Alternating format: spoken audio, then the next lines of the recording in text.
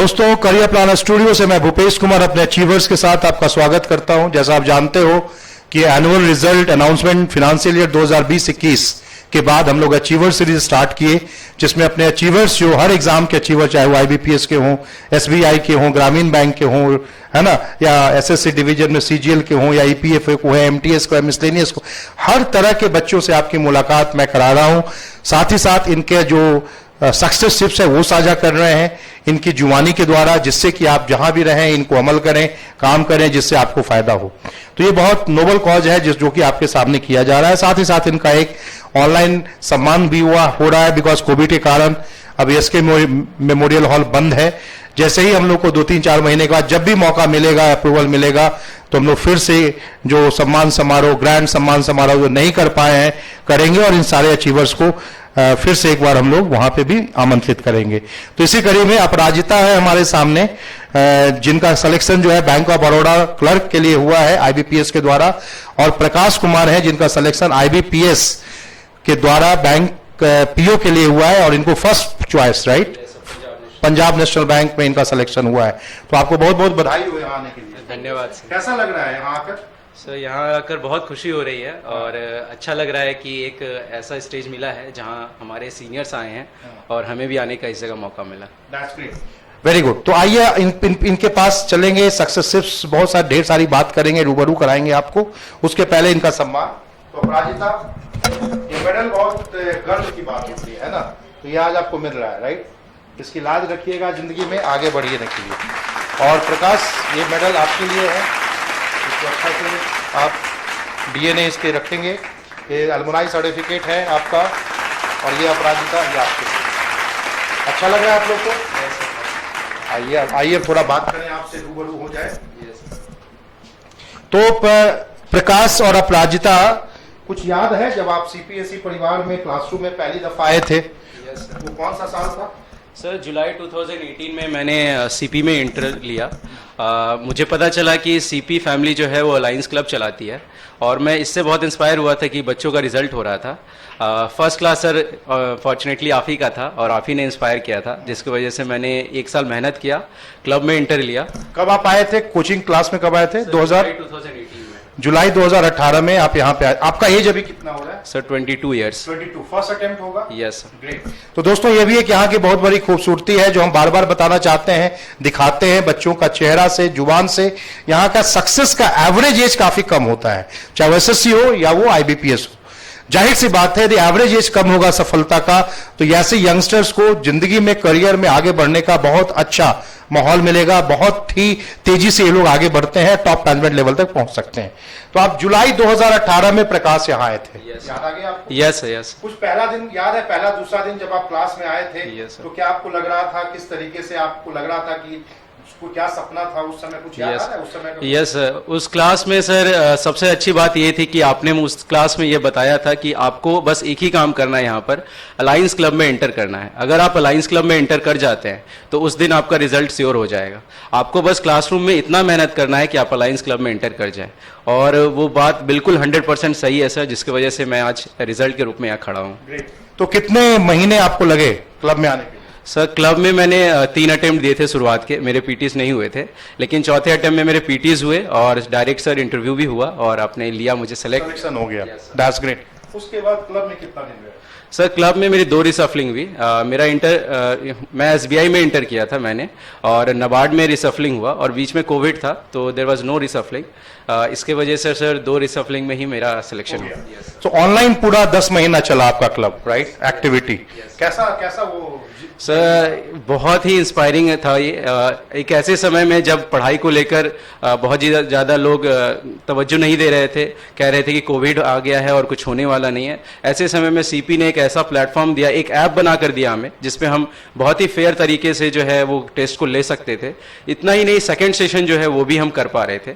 तो एक बहुत ही मोटिवेटिंग फैक्टर था, जिसके वजह से जब जुलाई में मैंने एग्जाम का बहुत ही रिगरस प्रैक्टिस शुरू किया तो उसमें बहुत हेल्प मिला मुझे, लॉकडाउन में पढ़ाई किया हुआ। अपराजिता, थोड़ा आपसे बात कर ले, कब आए थे, कुछ याद है? यस सर, जून 2018। जून 2018 में। और क्लब में कब आए? सर मई 2019। तो कोई ऐसा मिस्टेक कुछ याद आ रहा है, क्या था जो आपको लगा कि कुछ मिस्टेक किए हैं आप? हाँ सर, क्लब में थोड़ा पहले आ जाना चाहिए था। कब आए, कितने महीने के बाद? करीब करीब 10 महीने के यस सर, मतलब बाद। तो आप 3-4। टेस्ट क्या बाद में देना शुरू किए? यस सर, वो गलती हो गई मुझसे कि मुझे लगा कि अभी सिलेबस कंप्लीट नहीं हुआ है, तो जब हो जाएगा तब मैं टेस्ट दूंगी। ये मुझे पहले स्टार्ट। तो ये भी एक बहुत बड़ा मैसेज है दोस्तों आप सभी बच्चों के लिए, जो नए नए बच्चे आते हो क्लास में। आपको हम लोग बोला भी करते हैं कि 3 महीने के क्लास के बाद चौथे महीने से टेस्ट को अनिवार्य रूप से दो। सिलेक्शन हो या ना हो, पर टेस्ट दो, क्योंकि ये बहुत जरूरी है। टेस्ट यदि तुम नहीं दोगे तो जाहिर सी बात है तुम्हारा सेल्फ इवेल्युएशन नहीं हो पाएगा। ऐसा आपको लग रहा है कि नहीं, आपको पहले आ जाते तो सही हो जाता? यस सर, अगर पहले आते हैं तो ज्यादा अच्छा परफॉर्म कर पाते एग्जाम्स में और जल्दी रिजल्ट मिलता। चलिए, फिर भी आपका तो बहुत फर्स्ट अटेम्प्ट में हो गया, आपका भी एज काफी कम है, तो यही यहाँ का बहुत कॉमन फैक्टर है। बच्चों, सफल हुए बच्चों का एज काफी कम होता है।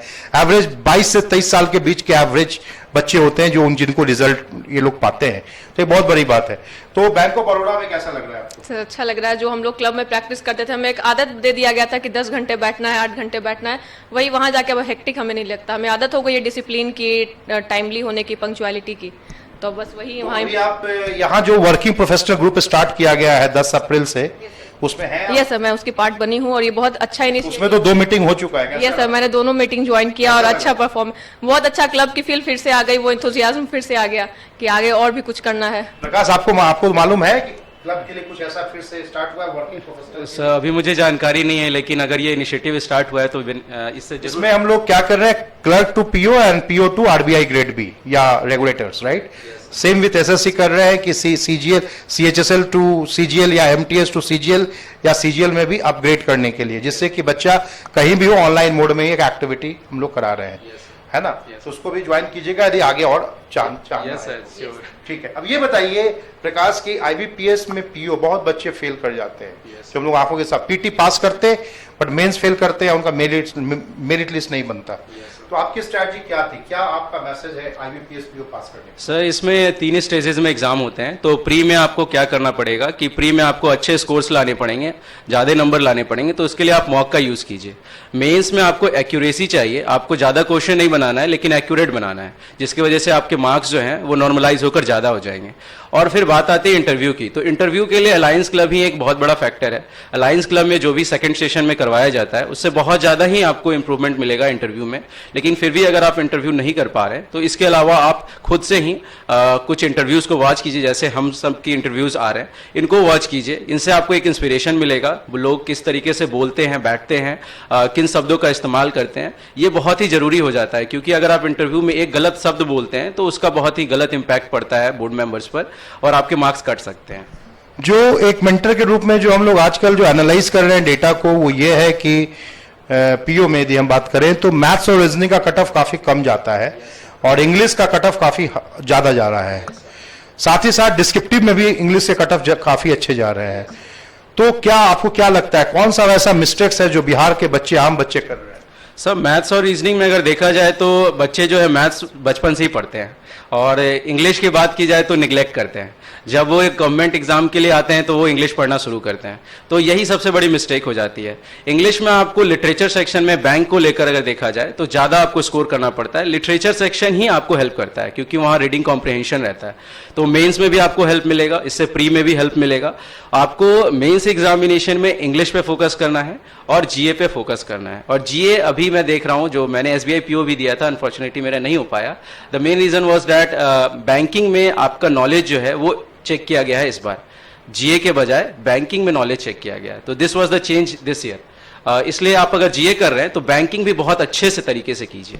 दैट्स ग्रेट दोस्तों, इस चीज पे बहुत जरूरी है इस चीज को अमल करना, क्योंकि यहाँ पे गलती होती है, आम बच्चे यहीं पे फिसल जाते हैं और उनको लगता है कि पीटी पास कर गए और फिर आगे का रास्ता मेरा टफ हो गया। अच्छा, बहुत बच्चे ऐसे पीटी पास कर जाते हैं, मेंस में लटक जाते हैं, बहुत बच्चे ऐसे होते हैं। सर इसका कारण ये है कि पहली बात मेंस का तो प्रैक्टिस सेट लगाते नहीं है, फर्स्ट रीजन यही। That's great, यही सबसे बड़ा रीजन है। आप पहले भी बहुत सारे अचीवर से दोस्तों सुन चुके हो कि आपको मेंस पे शुरू से फोकस करना चाहिए, पीटी पे शुरू से फोकस नहीं करना चाहिए, ऐसा ही कहना आपका। आपको भी ऐसा लगता है? यस सर, क्योंकि एक सिलेक्शन एक इंटायर प्रोसेस है, बस पीटी पास करना इज नॉट द एंड। तो हमें एक ऐसी तैयारी करनी चाहिए जिसमें पीटी, मेंस, इंटरव्यू सारा क्लियर हो जाए। सिर्फ पीटी के लिए तैयारी यानी करनी। कि नौकरी से पहले भी और नौकरी के बाद भी दोनों चीज का तैयारी होना एक बार चाहिए। जब हमारा पीओ मेंस में सिलेक्शन हो जाता है तो फिर हमारे सर तो कराते ही इंटरव्यू क्लासेस, वो भी एक हेल्पफुल हो जाता है हमारे लिए।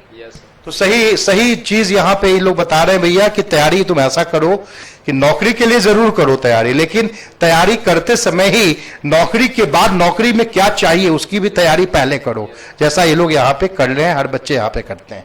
ऐसा ही कुछ कहना है? यस सर, मेरा ये कहना है कि अगर आप इंटरव्यू में अच्छा स्कोर नहीं कर पाते या आपकी पर्सनालिटी अच्छी नहीं बन पाती तो आप आगे चलकर बैंक में एक जगह स्टैग्नेट कर जाएंगे, आप ऊपर ग्रो नहीं कर पाएंगे। अगर आपको ग्रो करना है तो आपको ये स्किल्स चाहिए ही चाहिए होंगे, और इसका सबसे अच्छा तरीका है कि आप क्लब में आ जाइए। This is the shortcut to success.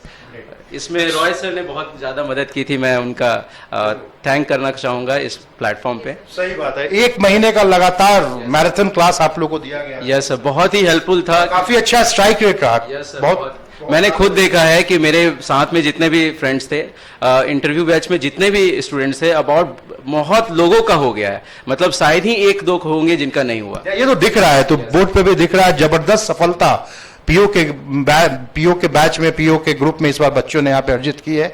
तो चलते चलते ये बता दो कि सीपी है तो संभव है, बहुत बच्चे आजकल कहने लगे हैं, ये क्या लगता है तुम्हारी लाइफ में हुआ? यस सर, सीपी का हमेशा मेरी जिंदगी में एक इम्पैक्ट रहेगा, और इवन जिस दिन रिजल्ट आया था उस दिन भी मैंने नबार्ड ग्रुप में ये कमेंट किया था कि I will remember this day till my last breath. Thank you Bhupesh sir, Roy sir and Kumar sir. आपको क्या लगता है, सीपी यस है सर, तो संभव है? सीपी है तो संभव है। जैसे कहते हैं कि सोना आग में तप के निखरता है, तो सीपी वही आग, वही प्रेशर है जहाँ की कोयला हीरा बनता है या सोना निखरता है। सीपी है तो संभव है। तो एक चीज बताओ, कोचिंग बहुत सारे हैं, बहुत टीचर्स हैं, हर लोग अपने तरीके से मेहनत करते हैं। यहाँ जो तुम लोग पहले सीपी में आने से पहले कॉलेजेस में पढ़े होगे, स्कूल में कहीं पढ़े होगे, है ना? तुम लोग तो ऐसे, तुम्हारा क्या था सब्जेक्ट? सर मैंने मैथ से ग्रेजुएशन किया है। Sir BBA. आप देखो दोस्तों, ये भी मैं जानबूझकर पूछा, मैं बार बार इस चीज को प्रेस करता हूं, क्लास में भी, इंटरव्यू में भी।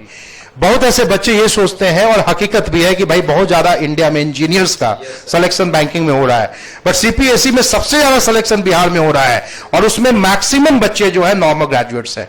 तो ये भी एक नॉर्मल ग्रेजुएट्स के लिए बहुत बड़ा सांस लेने वाली जगह है कि सीपीएसई परिवार में नॉर्मल ग्रेजुएट्स आएगा, इंजीनियर्स आएगा तो उसका तो हो ही जाएगा, बट नॉर्मल ग्रेजुएट्स भी आएगा तो उसका हो रहा है, राइट? ऐसा लगता है? Yes sir, even Hindi medium के जो बच्चे होते हैं जिनको बहुत ज्यादा दिक्कत आती है इंटरव्यू प्रोसेस को फॉलो करने में, वो भी अगर क्लब में एंटर कर जाते हैं तो उनकी पर्सनैलिटी इंग्लिश स्टूडेंट जो होते हैं, जो इंग्लिश मीडियम से पढ़ते हैं, उनके इक्वल।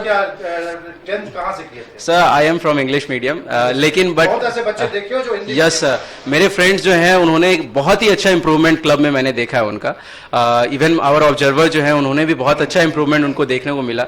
तो इस वजह से मैं क्लब को बहुत ही बोलूंगा कि इतना ज्यादा हेल्प जो है वो कोई इंस्टीट्यूशन नहीं दे सकता जितना क्लब ने दिया। तो जो तुमको यहाँ पे एक कहते हैं ना, overall end to end development मिला, चाहे नौकरी की पढ़ाई की बात हो या नौकरी के बाद जब नौकरी करने जा रहे हो तो वहां पे एक अच्छे एम्प्लॉय साबित होने की बात हो, या एक अच्छा संस्कार की बात हो, एक अच्छा ह्यूमन बीइंग बनने की बात, एक ओवरऑल पैकेज यहाँ पे तुम यहाँ पे 2-2.5 साल रहे, तुमको मिला, राइट? तो ये तुमको कैसे लगता है, कैसे ये आम इंस्टीट्यूट से, इंडिया में हर इंस्टीट्यूट मेहनत कर रहा है, हर टीचर अपने तरीके से मेहनत ही करते हैं, बट यहाँ पे क्या तुमको अलग तुम लोग को मिला? सर अलग इसमें ये बात है कि हमारे सीनियर्स जो पैरामीटर सेट कर कर जाते हैं उन्हीं को हम स्टैब्लिश करके आगे चलते हैं, और इसमें सर चीफ मेंटर जैसे कि आप है सर, आपकी गाइडेंस, जो पोस्ट बनाए गए हैं ऑब्जर्वर, ट्रेजर, को ऑब्जर्वर की, उनकी गाइडेंस, और बच्चों का जो खुद का डिसिप्लिन होता है वो, और जो मेथोलॉजी जो बनाया गया है, मेथड बनाया गया है, जो फर्स्ट सेशन का, सेकंड सेशन का, ये कहीं देखने को नहीं मिलता। तो ये सारे जो है एक कंपोजिट हो जाते हैं, और कंपोजिट होने की वजह से अचीवमेंट तो अलग हो जाते हैं जो बाकी लोग नहीं कर रहे हैं। तुमको क्या लगता है, अपना दिल से बताओ? यस सर, अलायंस क्लब में एक पॉजिटिव प्रेशर मिलता है जो हम लोग को आगे बढ़ने के लिए हमेशा ही एंथुसियास्टिक रखता है, और वही एक कारण है जिससे सारे बच्चे आगे बढ़ते हैं। और ये तुमको जॉब में, तुम तो 3-4 महीने से जॉब भी कर रही हो, तो फायदा कर रहा है? ऑब्वियसली सर, डिसिप्लिन आ गया, पंक्चुअलिटी आ गया, जो पहले नहीं था कॉलेज टाइम में। तो अपने आप को 1 साल में पीओ बनता हुआ देख रही हो? नहीं sir, RBI grade B officer. That's great, very good. तुमको yes sir, I will also think about next examination. Professional है ही तो grade B officer direct target करेंगे। सीपीएसई प्रोफेशनल है तो ग्रेड भी बन जाओगे। चलो ठीक है, तो बड़ा मजा आया आप लोगों से बात करने के लिए, thank you very much studio में आने के लिए। फिर से एक बार एसके मेमोरियल हॉल में आपसे मुलाकात होगी। Thank you very much, thank you. Thank you sir.